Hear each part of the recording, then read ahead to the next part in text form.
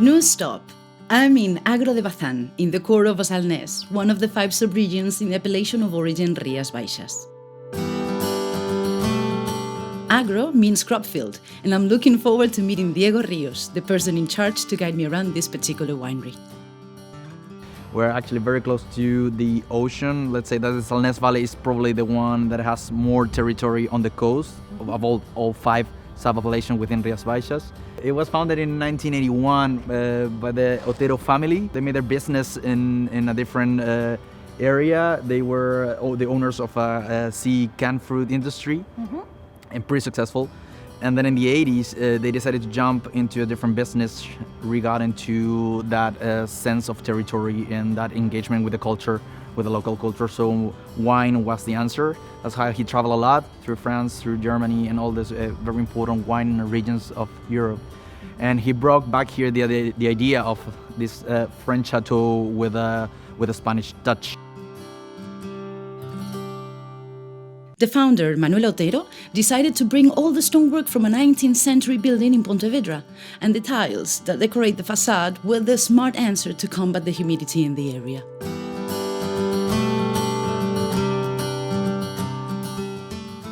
So we're here on the Vineyards. This is our Tremoedo Estate Finca, what we call it. We have over here around 20 acres in the back on this little hill, and on the front we have 7.5 acres. Besides that, we work already for almost 30 years with another 80 families.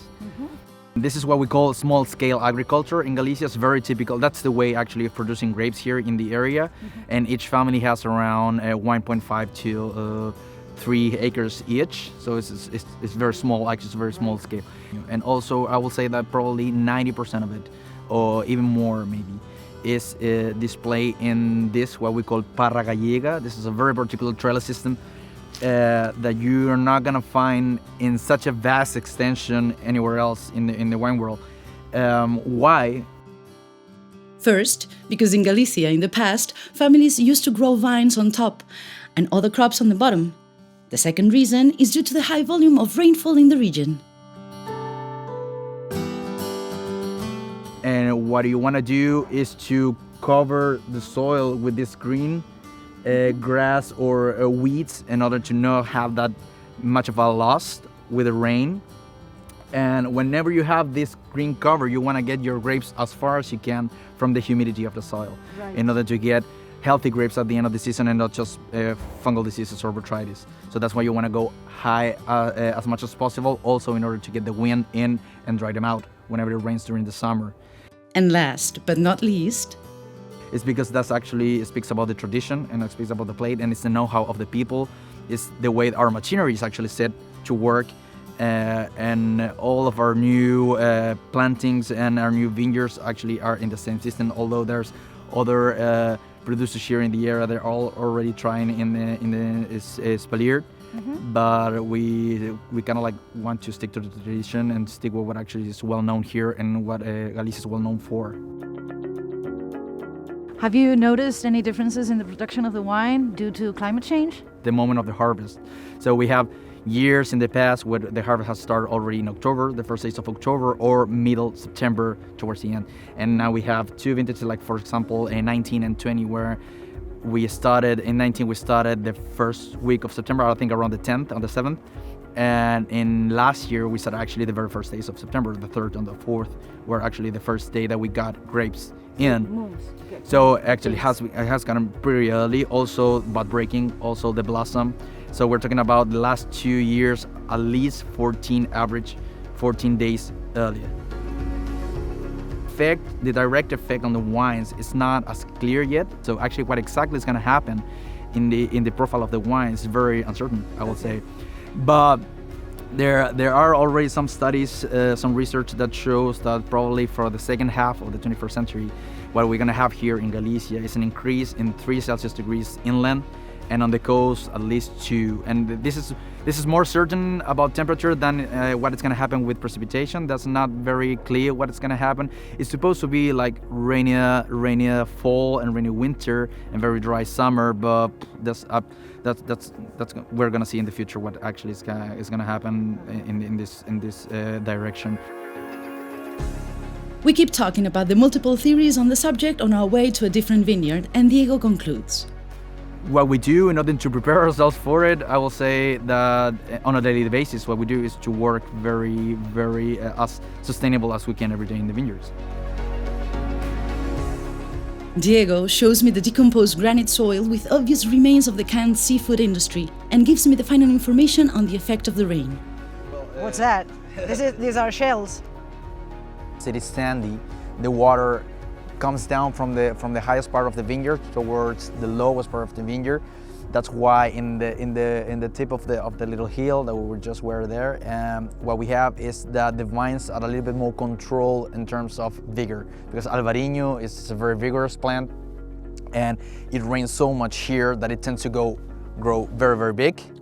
And so that's what we have here. Normally here the source of water here is during the summer season it's a lot. So what you have here is a lot of expression of the Albariño grape, and what you have on the top part is more of a contained plant, small berries, and that's one of our points in terms of quality that we are looking for.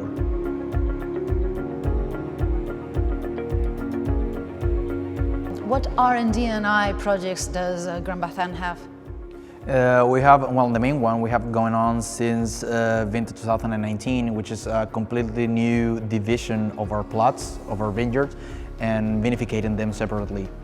Moreover, we have worked with what you can see here, these vats. They are 2,600 liter each. So we're kind of like trying alternatives to the classic style and kind of like incorporating things that are very well used or very well known in places like France or like Germany. Mm-hmm. And what about the barrels? The barrels, this winery has a long story with Albariño and oak, which I might say that has people that love Albariño and oak and the people that actually are not fan at all.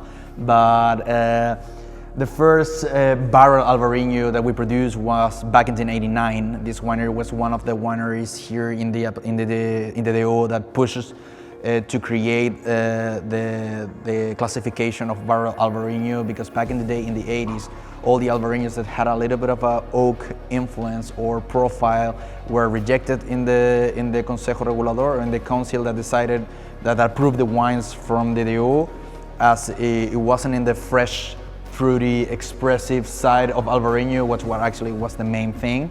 So different producers kind of like push it, and this winery was definitely on the head of that in order to create a different classification, what it calls barrel Albariño.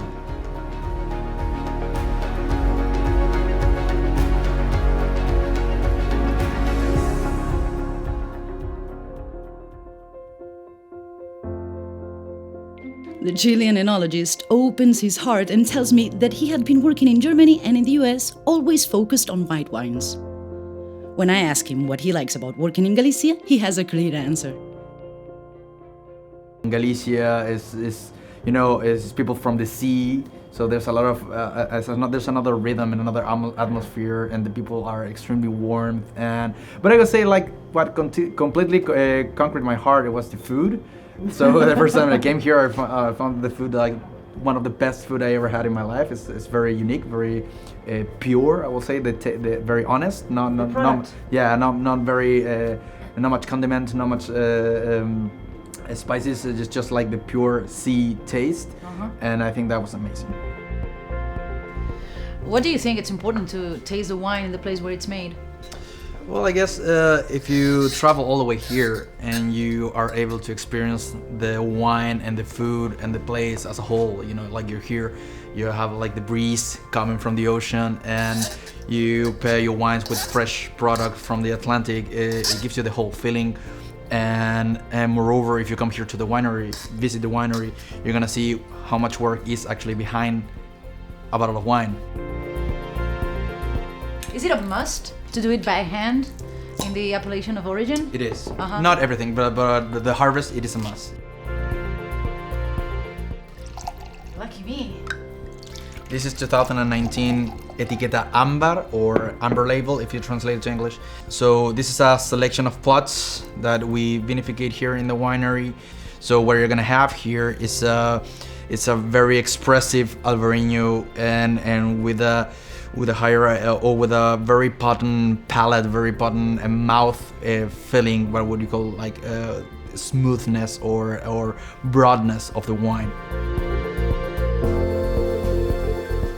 Diego delves into the winemaking process and describes the tasty notes of this delicacy from the Rías Baixas with efficiency and precision.